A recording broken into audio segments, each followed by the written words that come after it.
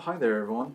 Welcome to another episode of Cardwell's Cauldron here. I'm Cardwell. And I'm Kevin. And today on Geektopia Island, we are bringing back a deck that we did a long time ago and it needs a little refresher. And that deck was Neighborhood Watch with Arcades and such, but now it's called Attack on the Block. People have come to his lawn and he's really pissed off about it. So he's going to fight back. And like I said, before we get into the deck list though, just like to remind you that we did create a Patreon. And if you'd like to go ahead and support us, go ahead and click the link down below. And hopefully let us evolve so we can actually bring you all the entertainment that we can. For sure. With that, let's get into it. First card, like I said, Arcades the Strategist. 1 green, white, blue. Flying Vigilance 3/5. He's an Elder Dragon. When a creature defender enters the battlefield, you draw a card. That's super good. Each creature you control with Defender assigns combat damage equal to the toughness rather than its power, and then attack though does not have a Defender. So you just stack up your wall, and then when you play him or the next card, you just win, pretty much. And the next card is Hilar. It is blue, white, and 1. For an enchantment, each creature you control assigns combat damage equal to its toughness rather than its power. Yep. Creatures you control can attack as though they didn't have Defender. And you can pay 4, 2, and a white and a blue and untap target creature. Yep. So this is what this deck needed. It needed the Shocklands, because it didn't have it at the time when I created this. And it needed another card that did the same thing. So you're not just like one card combo kind of thing. Yeah. And Hilar is it. And the best thing about it, it doesn't assign just Defender combat damage, all your combat damage. So Arcades is a 5/5 flyer, Flying Vigilance. Yeah. With this card. Because it makes him way sillier. Yeah, so turn 3 this, turn 4 that, or Arcades, and then just crash in. Pretty good like. With that, we'll go in through the Defender so we see how beautiful it is. We have the Vine. 1 green, 0/3 Defender. You can pay 2, sacrifice a creature with Defender, draw a card. Now, of course, this can only do 3 damage, but this helps you get to your combos faster if you just overload on dudes on the field. Yeah, if you just have an extra plethora of them, you're just like, cool. Yeah, cool. I'll just draw cards. Next up is a Resolute Watchdog. 1 white for a 1/3 Defender. Pay 1, sacrifice him, target creature control gains indestructible. Yep. So this is cute. Yeah, he's a good boy. Definitely a good boy. Definitely a good boy. So he'll swing for 3. He can protect your Arcades or a certain wall that's going to be killed. And I don't know, it's just good. He a good doggo. Oh yeah. The next one, Gleaming Barrier. 2 drop, 0/4 Defender. Whenever it dies, create a colorless treasure token. So which you can tap, sack it, add a mana of any color. So it's just super good for you to get there. Next up is your other semi-win con with this. Yep. Tatsuko Umezawa, the Fugitive. He's a blue and 1 for a 1/3. Creatures you control with power of toughness 1 or less can't be blocked.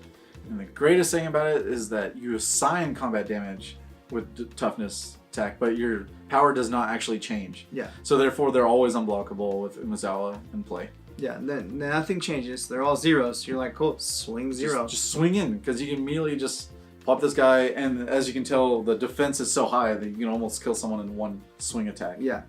Like this next one. Wall of Mist. 1 in a blue, 0/5 Defender. That's all it is. That's all it needs to be. Yeah, because that's 5. That's a quarter of your health just gone. Just gone. And it gets to the range of Lava Coil and like 2 good burn spells. Like they have to do a lot to try to kill it. And then next up is the Amaranth Wall. It's 4 mana, colorless for a 0/6 Defender. You can pay 2 and it gains indestructible until the end of turn. Yeah, just the kilo indestructible part really helps. Yeah. Alright, and now with that we'll go in the spells. Of course, we're using the color, so we might as well run Absorb. White, blue, counter target spell, you gain 3 life. This will help you just hopefully get there to survive through the rest of the stuff. Next up is hilarious in this deck, just because The of what best. it does.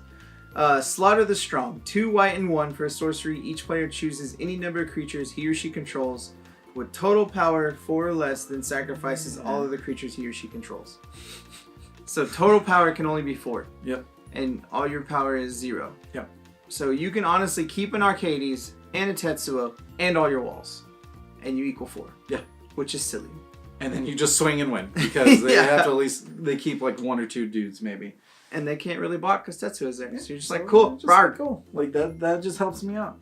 And the extra control spell, of course, is Settle the Wreckage, because why not?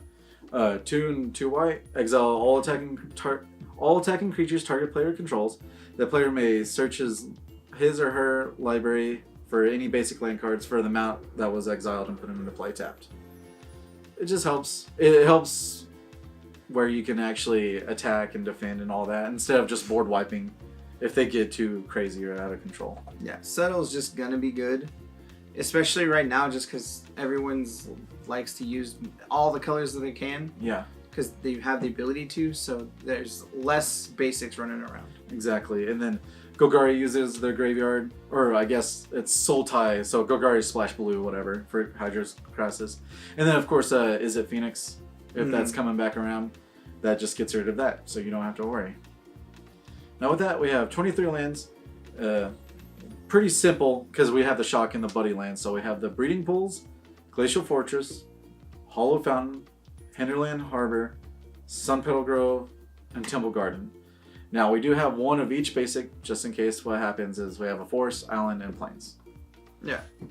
It's just a super simple bant deck. Yeah, it's just super fun to defender and hopefully you get your thing. Because when it works, it feels really good. It just really does. There's honestly nothing more frustrating for aggro players to just run into walls. Yeah, just constantly, just bouncing off them. Because you're like, oh, I can't get through a 0/4. Great. Like, I mean, you don't lose your dude, so there's that. But, I mean, with this deck, they will lose their dude because Hilar's like, hey, my dude gets you really hard. Yeah, the walls just smash the town back on them. And like, you're 2/1, it's not going to do more than 1 damage now. Yeah, Thanks. It's the best. Yeah, it's pretty silly. With that, of course, at the moment we don't have any sideboard or own mentions. But hopefully, if you enjoyed the list, it will be down below for you to look at. And hopefully you enjoyed your stay here at Geektopia Island. Goodbye. Goodbye. Also, guys, make sure you hit that like button, subscribe to our channel, and if you want to keep up to date on all of our future content, make sure you tap that bell. And go ahead and check us out on our streams. Don't forget to support us on Patreon. And thank you for staying here on the island. Later, guys. Bye.